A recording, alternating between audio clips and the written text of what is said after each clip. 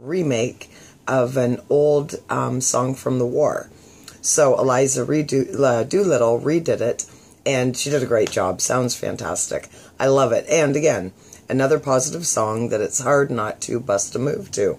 You know, whether you're a chair dancer like myself, or maybe you actually stand up and dance. Maybe you get caught in the aisle of the store and a good tune comes on. Do you check to see if anybody's looking before you bust a move? Heck no, I say. Bust it right where you are. I am so corny sometimes, and I don't care who knows it. My little fun activity that I've been doing is when I go to these superstores, not the superstore, like any of these big stores, is I've resorted to that old classic game, Marco Polo. Do you remember that one? So my daughter thinks I'm nuts, and that's okay. That's not new. She's thought that since she met me. But I'll be in the aisle, and I make sure nobody sees me, or else it's not the same. And then I'll just politely say, actually, now that I think about it, with this voice, I couldn't deny it. But anyways, whatever. So I just say, Marco. And I've never been disappointed. I've never had no reply. Hey, I've never heard crickets in the background. Sometimes there's a delay, but there's always somebody that knows that the answer of the day is polo.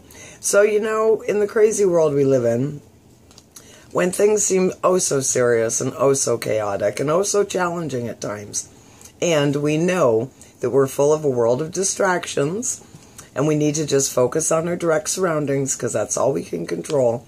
So in those times, it's a great time to play Marco Polo with strangers at Walmart, don't you think? Or Kmart, or the grocery store, or whatever. You know, life is too short not to have fun. And life is too short to take so damn seriously. So, let's chill out together, make this world a much better place, and let's start with some good news, because there's so much good stuff going on in the world. And you know what? We're not just talking about random acts of kindness. We're not just talking about some dude at Tim Hortons that buys one person a coffee for a pay it forward, and it lasts for 125 orders. Did you listen to my show last week when we talked about that? That was here in Chatham, Ontario, and that's exactly what happened. Lasted for over an hour. Oh man, what good vibes that put out. Hey, so very, very cool. So, on another very cool note, this is awesome. As per thegoodnewsnetwork.org, now I've talked about that site before. It's a fabulous site. Definitely bookmark it. And you can follow it on Facebook. They have a Facebook page as well. But every day, faithfully, they put up good news stories. So, it's a great go-to page, especially when you're having a crappy day and you need something to pick you up. So, first story, very awesome. India unveils plan to bring electricity to every household in 2018. The Prime Minister of India has just unveiled an ambitious plan to electrify every household in the country by the end of 2018. The $2.5 billion project will provide electricity to the 40 million Indian households currently without power.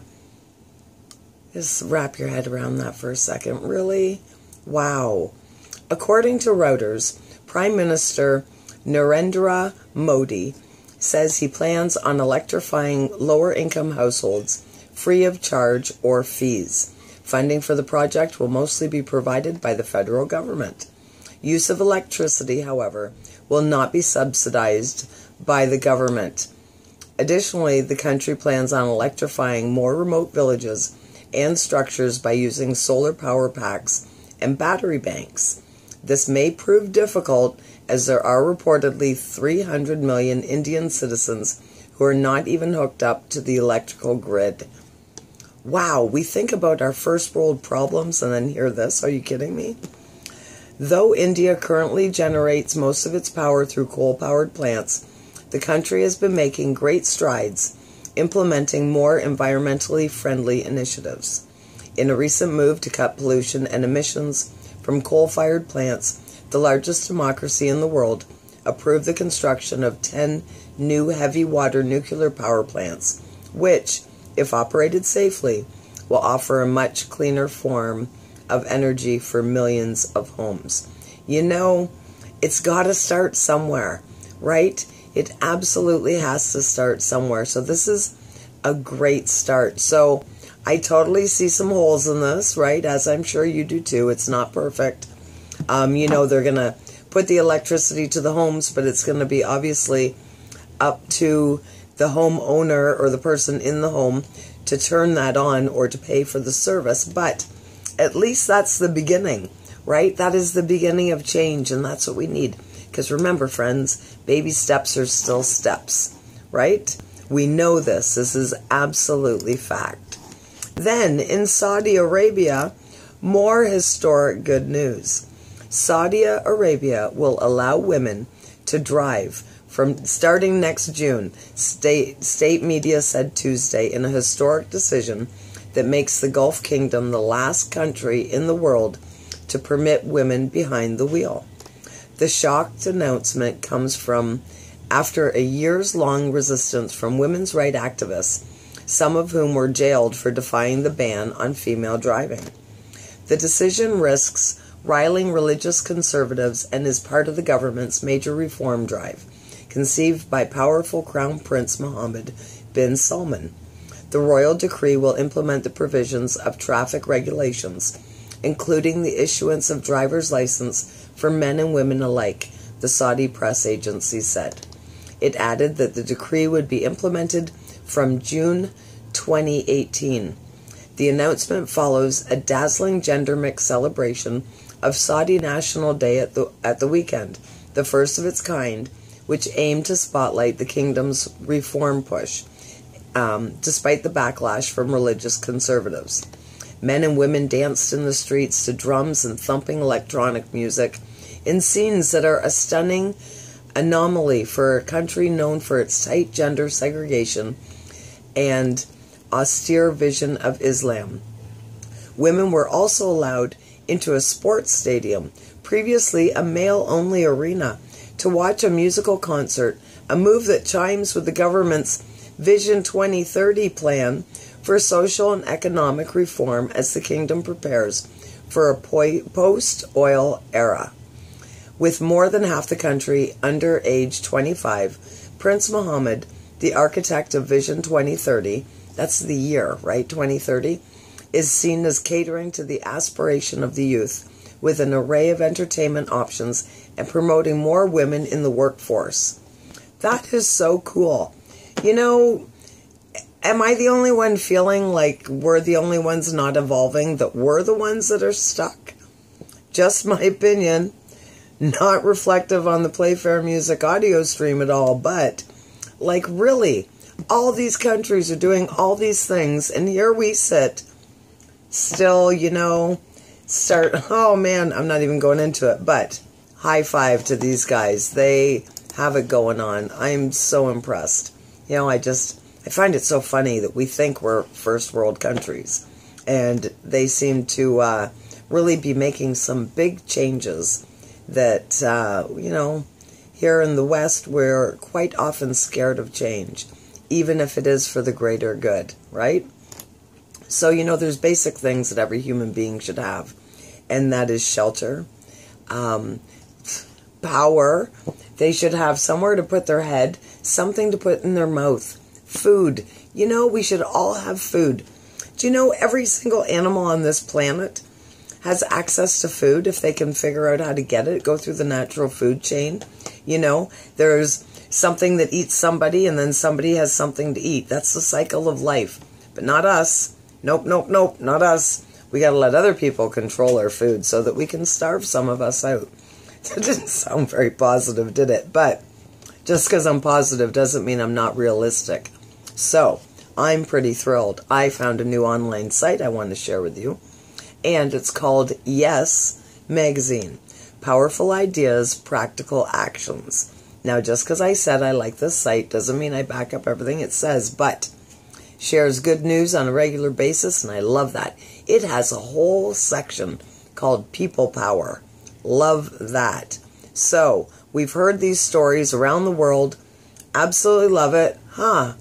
Actually, No, I haven't in the States, and I can't think of one that I've necessarily heard of in Canada, although we have free gardens, and that sort of thing, but this is very cool. On a windy late afternoon, dozens of people have lined up in front of a 20-foot-long repurposed shipping container situated on a church parking lot.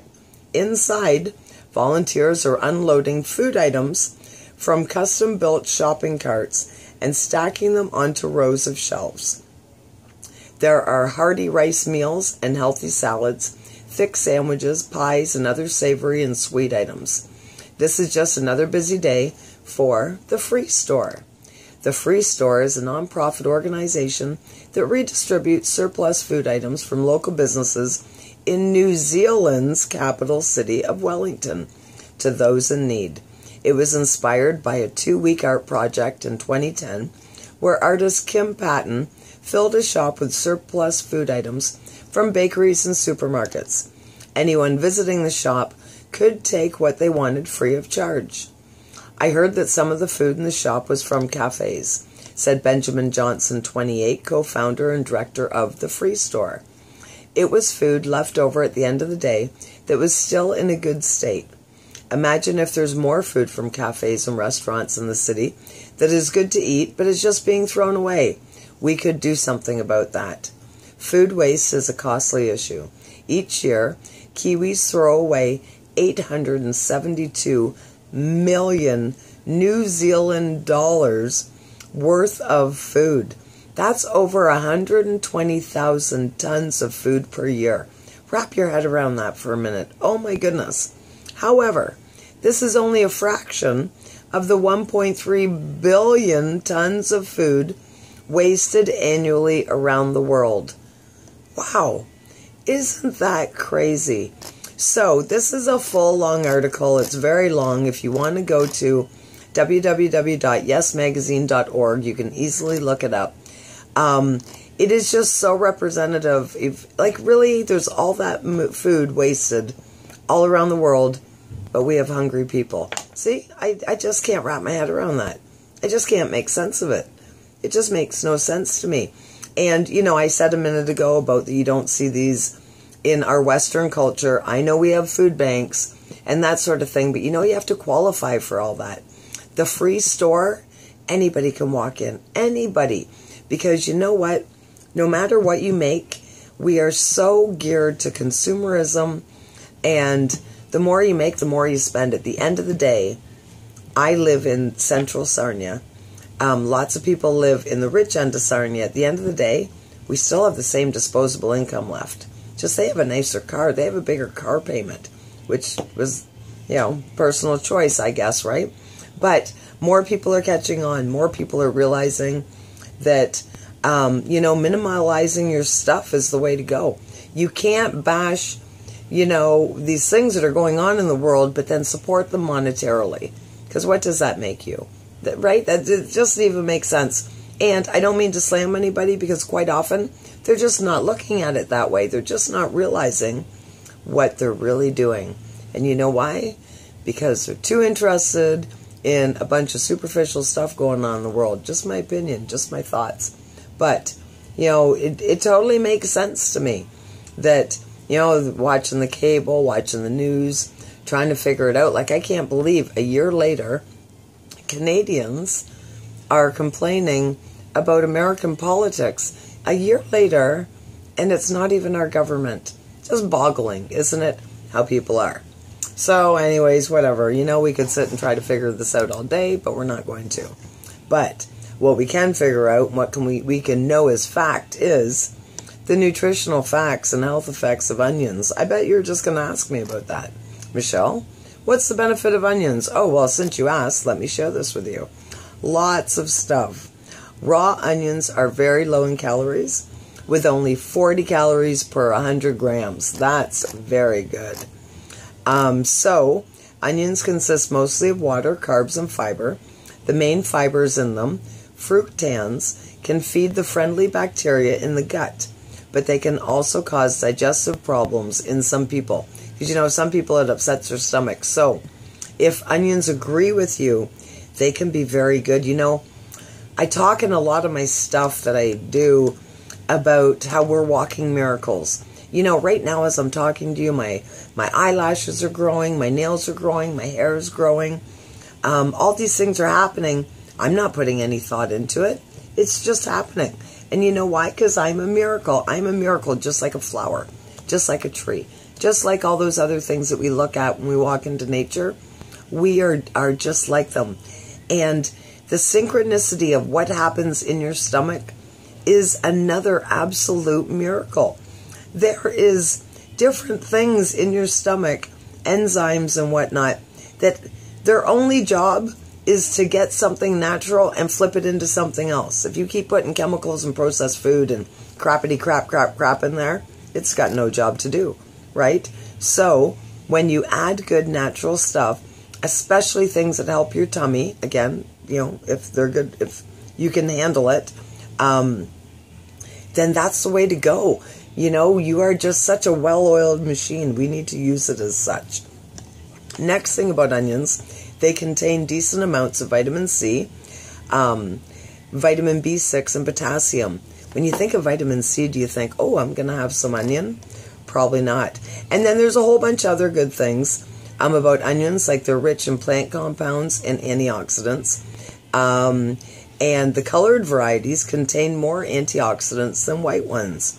Isn't that interesting? So when you see those purple onions, you definitely want to go for it and make sure that you get some of those incorporated into your diet. So there you go. That's the good news for today. I hope you enjoyed it. All those articles will be posted on the Positive Power Facebook page for your convenience. Check it out. And you can join me here on the Playfair Music audio stream every Tuesday and Thursday morning, 11 to 12:30. And then I'm also back every Sunday night for a Sunday night show, 7 to 9, which we tend to get into some deeper stuff. That half an hour, you know, I can add a lot of stuff in there. So thank you for joining me for the good news.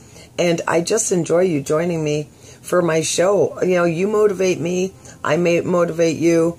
Together we learn, together we educate, together we rise. And that's what we really need.